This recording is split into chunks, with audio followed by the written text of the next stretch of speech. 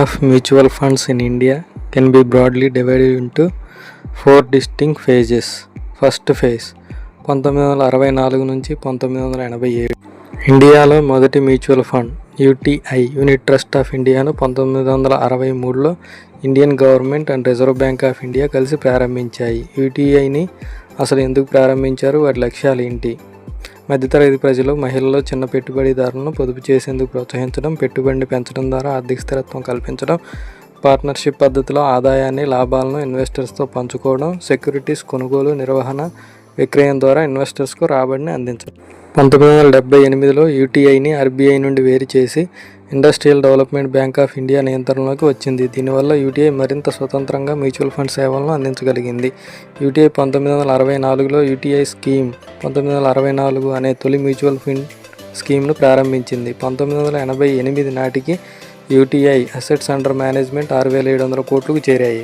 Second phase 1987 నుంచి 1993 వరకు. 1987లో public sector banks, insurance companies mutual fund పరిశ్రమలో ప్రవేశించాయి. యూటీఐ తర్వాత ఇండియా యొక్క మొట్టమొదటి public sector mutual fund SBI mutual fund. ఇది జూన్ 1987లో ఏర్పాటు చేయబడింది. ఆ తర్వాత Canara Bank, Punjab National Bank, Indian Bank, Bank of India, Bank of Baroda, insurance companies అయిన ఎల్ఐసి, జిఐసి కూడా స్థాపించాయి. 1993 చివరికి ఇండియా మ్యూచువల్ ఫండ్ యొక్క ఏయుఎం 47,004 కోట్లకు చేరింది.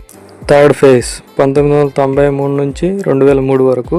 1992లో సెక్యూరిటీస్ మార్కెట్కు భద్రత, పారదర్శకత మరియు నియంత్రణను అందించేందుకు సెబీ స్థాపించారు. సెబీ రెగ్యులేషన్స్ 1993 ద్వారా ప్రైవేట్ రంగాన్ని కూడా మ్యూచువల్ ఫండ్లో అనుమతించడం వల్ల భారతీయ మ్యూచువల్ ఫండ్ పరిశ్రమలో కొత్త శకానికి నాంది పలికింది.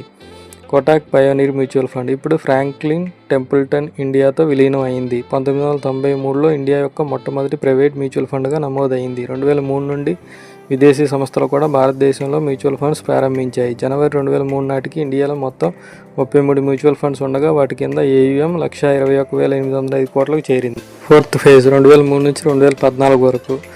ఫస్ట్ టైం 31 మే 2014 నాటికి మ్యూచువల్ ఫండ్ ఇండస్ట్రీ యొక్క ఏయుఎం 10 లక్షల కోట్లకు చేరింది. అది 2017లో 20 లక్షల కోట్లకు చేరింది. 2020లో 30 లక్షల కోట్లకు చేరింది. 31 జనవరి 2025కి 67.25 లక్షల కోట్లకు చేరింది. అంటే 10 సంవత్సరాల కాలంలో 5 రెట్లు పెరిగింది. ఇన్వెస్టర్స్ యొక్క ఫోలియోస్ కూడా 22.92 కోట్లకు చేరుకున్నాయి. 2012 తర్వాత సెబీ నియంత్రణలు మరియు మ్యూచువల్ ఫండ్ డిస్ట్రిబ్యూటర్స్ సహకారంతో ఇండియాలో మ్యూచువల్ ఫండ్ పరిశ్రమ అత్యంత వేగంగా విస్తరించింది, ముఖ్యంగా చిన్న పట్టణాల్లో. దీని ద్వారా ఇండియన్ ఇన్వెస్టర్స్కు దీర్ఘకాలిక సంపదను అందిస్తున్నారు.